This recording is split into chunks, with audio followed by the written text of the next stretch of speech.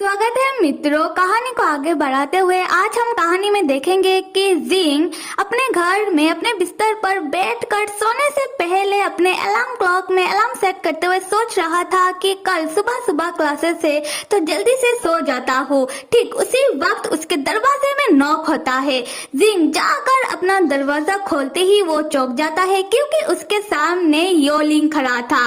जिंग योलिंग को देखकर कहता है कि तुम यहाँ इतनी रात को क्या कर रहे हो। योलिंग तब रंदू सा शक्ल बनाते हुए जिंग से कहता है कि जिंग तुम मेरा मदद कर दो क्योंकि ये मेरे लिए बहुत ही जरूरी है।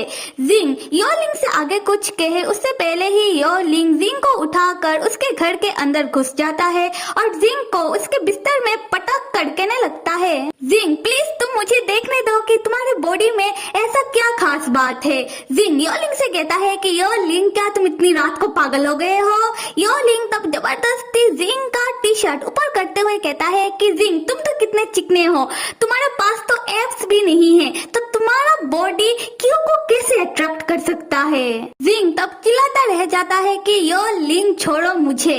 योलिंग जिंग की बातों को अनसुना करते हुए उसका नजर तब जिंग की पैंट की ओर जाता है और वो जिंग से कहता है, जिंग शायद यही है तुम्हारे बॉडी में खास चीज। जिंग चिल्लाते हुए कहता है कि योलिंग खबरदार तुमने पैंट को छूने की कोशिश की तो यहाँ कोई खास चीज नहीं है। योलिंग तब जोश में कहता है कि जिंग मैं तो देख कर रहूंगा कि यहाँ क्या खास चीज है। उसी वक्त मास्टर जिया आते हैं और योलिंग को रोककर उसे दबोच कर कहते हैं कि योलिंग मुझे लगा ही था कि तुम यहाँ आओगे। कुछ देर बाद हम मास्टर जिया को स्टाइल से जिंग के बेड में बैठा हुआ देखते हैं और जिंग अपना टी शर्ट ठीक करते हुए मास्टर जिया से पूछता है कि मास्टर जिया आप बताओ आप भी इतनी रात को मेरे घर क्या कर रहे हो। मास्टर जिया बताते हैं कि आज जब मैंने अपने फोन में तुम्हारा स्टेटस देखा तब मुझे लगा कि शायद तुम्हें मेरा जरूरत पड़ सकता है। तब हम योलिंग को देखते हैं जो जमीन में बैठा हुआ था। योलिंग कहता है कि तो मैं भी तो इसलिए आया हूँ स्टेटस देखकर। मास्टर जिया तब योलिंग के पास जाकर पूछते हैं क्या सच में तो तुम इतनी रात को क्यों आए हो। योलिंग घबराते हुए कहता है कि मैं तुम्हें ये बात एक्सप्लेन कर सकता हूँ। उसके बाद योलिंग अपना दुख भरी कहानी मास्टर जिया और जिंग को सुनाते हुए कहता है कि मैं यहाँ सिर्फ क्यों के लिए आया हूँ, इसमें गलती सिर्फ क्यों की है। देखो मुझे मेरा बॉडी कितना परफेक्ट है पर क्यों हमेशा ही मुझे अनदेखा कर देता है।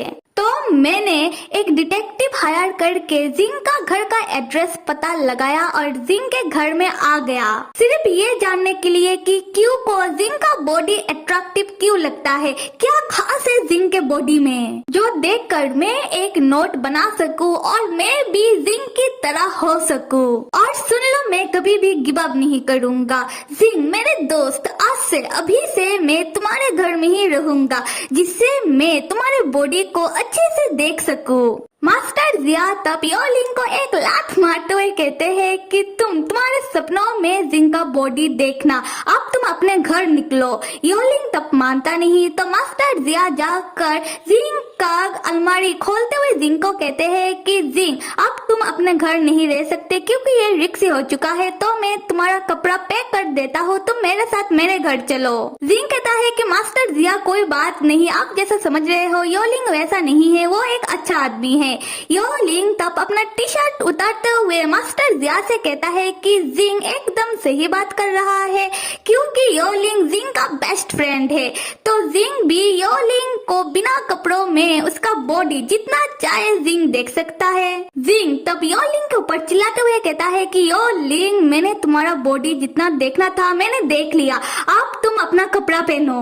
मास्टर जिया तब जिंग का कपड़ा पैक करते वक्त उनका हाथ जिंग के शॉर्ट्स में लगता है। तब जिंग का शॉर्ट्स वो देखकर देखते रह जाते हैं। जिंग तब शर्माते हुए अपना शॉर्ट्स मास्टर जिया के हाथ से छीन लेता है और जिंग मास्टर जिया से पूछने लगता है कि आप ऐसे क्यों देख रहे हो शॉर्ट्स को, ये तो आदमियों का शॉर्ट्स है और सब आदमियों का शॉर्ट्स एक जैसा ही तो होता है। मास्टर जिया कहते हैं कि जिंग तुम जैसा समझ रहे हो वैसा नहीं है। योलिंग तब अपना शॉर्ट्स दिखाते हुए जिंग को कहता है कि जिंग सबका शॉर्ट्स एक जैसा नहीं होता और योलिंग एक मॉडल है तो उसका शॉर्ट्स डिजाइनिंग शॉर्ट्स है। योलिंग कहता है कि अगर जिंग चाहे तो वो भी जिंग जिंग को एक डिजाइनर शॉट्स दे सकता है।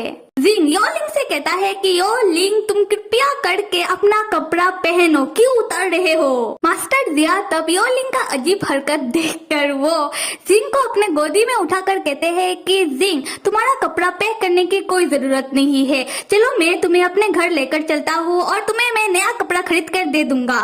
मास्टर जिया तब जल्दी में जिंग को उठाकर उसके घर से ले जाकर अपने गाड़ी में बिठा कर वो अपने घर ले जाने लगते हैं। जिंग तब चिल्लाता रह जाता है कि मास्टर जिया रुको तो सही, मैंने अपना घर का दरवाजा लॉक भी नहीं किया। आते हैं योलिंग की तरफ जो बिना कपड़ों में जिंग के घर में खड़े होकर सोचता रह जाता है कि अभी अभी ये क्या हुआ। तब जिंग के पड़ोसी योलिंग को बिना कपड़ों में जिंग के दरवाजे के सामने खड़ा देखकर चिल्लाने लगते हैं कि ये क्या एक बिना कपड़ों वाला पागल हमारी बिल्डिंग में घुस गया है।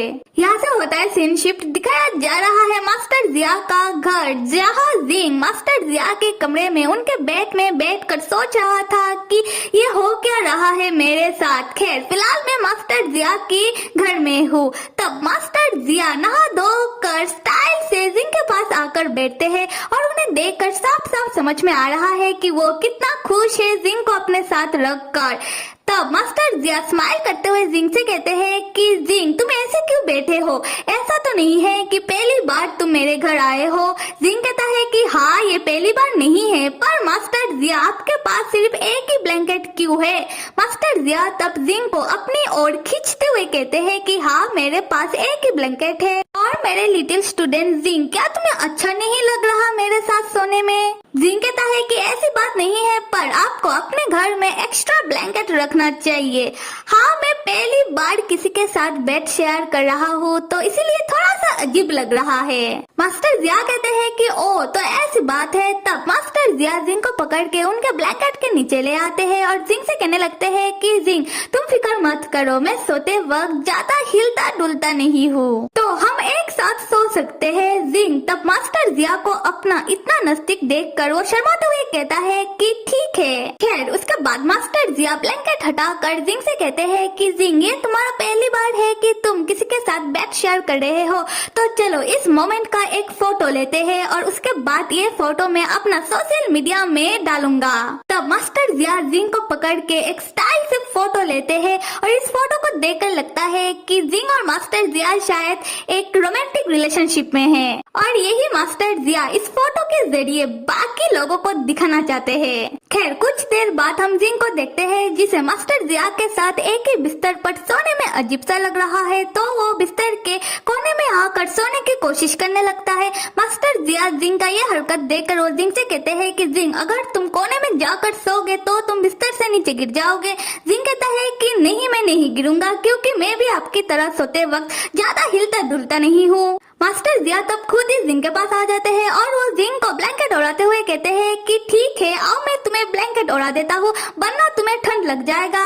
तब हम जिंग को देखते हैं जो बहुत ज्यादा परेशान हो जाता है और वो मास्टर जिया से कहने लगता है कि मास्टर जिया कोई जरूरत नहीं है, मैं ऐसे ही ठीक हूँ। तब जिंग मास्टर जिया को हॉट स्प्रिंग के होटल की बात बताते हुए कहता है कि मास्टर जिया हॉट स्प्रिंग के होटल में सोते वक्त मैंने आपको देखा है कि हाँ आपने सही कहा कि आप सोते वक्त ज्यादा हिलते डुलते नहीं हो, और मैंने सीनियर यॉन को भी देखा है सोते वक्त वो भी ज्यादा हिलते डुलते नहीं है। पर योलिंग मैं उसका क्या कहूँ, वो तो सोते वक्त घड़ी के कांटे की तरह इधर से उधर घूमने लगता है और खुद तो सोते वक्त इधर से उधर घूमता रहता है और उसके आसपास जो लोग सोते हैं उन्हें भी सोने नहीं देता। और ये बात मुझे इसीलिए पता है क्योंकि हॉट स्प्रिंग के होटल के कमरे में मैं मिस्टर क्यू और योलिंग के बीच में सोया था।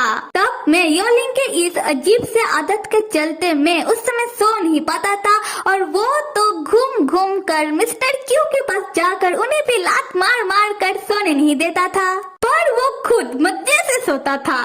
तब मास्टर जिया को जिंग की बातें सुनकर उन्हें हंसी आ जाती है और वो हंसते हंसते जिंग से कहते हैं कि जिंग इसका मतलब हॉट स्प्रिंग के होटल में इसीलिए मिस्टर क्यू इतने ज्यादा थके हुए लगते थे। जिंग जिसे नींद आ रहा है वो मास्टर जिया से कहता है कि हाँ। तब मास्टर जिया को क्या हो जाता है कि वो जिंग को घूरने लगते हैं और जिंग से कहते हैं कि जिंग मेरे लिटिल स्टूडेंट, इसका मतलब उस समय जब मैं सोता था तब तुम मुझे देखते थे, पर जब तुम सोते हो तब तो मैं तुम्हें नहीं देखता। जिंग तब अपना मुंह ब्लैंकेट से ढकते हुए कहता है कि मास्टर जिया इसमें कोई खास बात नहीं है, क्योंकि उस समय मैं सो नहीं पाता था तो मैं क्या करता सबको देखने के अलावा। मास्टर जिया कहते हैं कि ठीक है, मैं तो मजाक कर रहा हूँ। उसके बाद मास्टर जिया बहुत सारे BL एडल्ट बुक निकाल कर जिंग को दिखाते हुए कहते हैं कि जिंग देखो, मैंने बहुत सारा नया बुक खरीदा है, तो तुम इनमें से एक बुक चूज करो तो मैं तुम्हें इनको ऐसे बैड टाइम स्टोरी के तरह पढ़कर सुनाऊंगा। तब मास्टर जिया जिंग की ओर देखते हैं जो घोड़े बेच कर सो चुका है। फिर मास्टर जिया जिंग को पकड़ के कहने लगते हैं कि जिंग तुम इतना जल्दी कैसे सो सकते हो। उसके बाद मास्टर जिया जिंग का गाल खींचते हुए जिंग को कहते हैं कि जिंग तुम नाटक कर रहे हो ना सोने की, जल्दी से अपना आँख खोलो। पर जिंग जो सच में ही सो रहा है, मास्टर जिया जिंग से कहते हैं कि जिंग मैं 3 तक गिनूंगा, अगर तुम नहीं उठोगे तो मैं तुम्हें किस कर लूंगा। उसके बाद मास्टर जिया 3 तक गिनने लगते हैं, पर जिंग नहीं उठता तो मास्टर जिया तब सडनली जिंग को किस कर लेते हैं। और किस करते ही मास्टर जिया को एहसास होता है कि उन्होंने क्या कर दिया। वो तब तुरंत ही जिंग से अलग होकर चौंक कर अपना लिप्स पकड़ के जिंग को देखने लगते हैं। पर जिंग जिसे कुछ पता नहीं चलता क्योंकि वो तो घोड़े बेच कर सो रहा है। और मास्टर जिया तब अपना लिप्स पकड़ के स्माइल करते हुए जिंग को देख कर कहने लगते हैं कि अगर तुम जाग रहे होते और तब मैं तुम्हें किस करता तो क्या होता।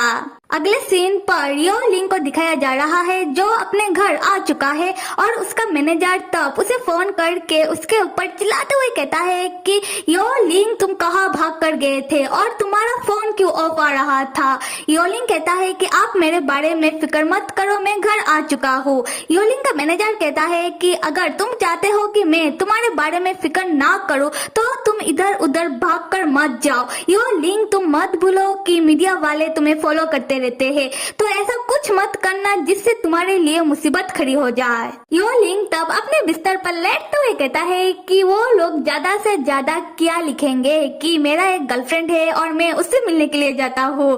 खैर उन लोगों को जो लिखना है लिखे, उन लोगों को जो करना है करे। ऐसे भी सबको ही मालूम होता है कि वो लोग जो भी करते हैं वो सब बेमतलब का होता है, इसमें कोई सच्चाई नहीं होता। तो अगर आपका हो गया हो तो मैं फोन रखूं। उसके बाद यो लिंग अपना कपड़ा चेंज करने लगता है और उसका मैनेजर कहता है कि नहीं, मुझे तुमसे एक और सवाल पूछना है। यो लिंग कहता है कि हाँ पूछिए। यो लिंग का मैनेजर पूछता है कि यो लिंग सच्ची में बताओ कि क्या तुमने कभी भी किसी को डेट नहीं किया या फिर तुमने कभी किसी को पसंद नहीं किया। यो लिंग तब चिढ़ के कहता है कि ये कैसा सवाल हुआ। यो लिंग का मैनेजर कहता है यो लिंग मैं तुमसे ये इसलिए पूछ रहा हूँ क्योंकि काम पर मैं तुम्हें कुछ दिनों से नोटिस कर रहा हूँ, तुम कुछ खोए खोए से रहते हो। तुम पहले तो ऐसा नहीं करते थे। यो लिंग अगर तुम सच्ची में किसी को पसंद करते हो तो मैं ये चाहता हूँ। यो लिंग तब चिढ़ के अपना मैनेजर का बात बीच में ही रोकते हुए कहता है कि आप बस कीजिए, मैं आपकी जानकारी के लिए बता दूं कि मैं किसी को डेट नहीं कर रहा हूँ और मैं जो खोया खोया सा रहता हूँ, शायद मैं थक जाता हूँ, तो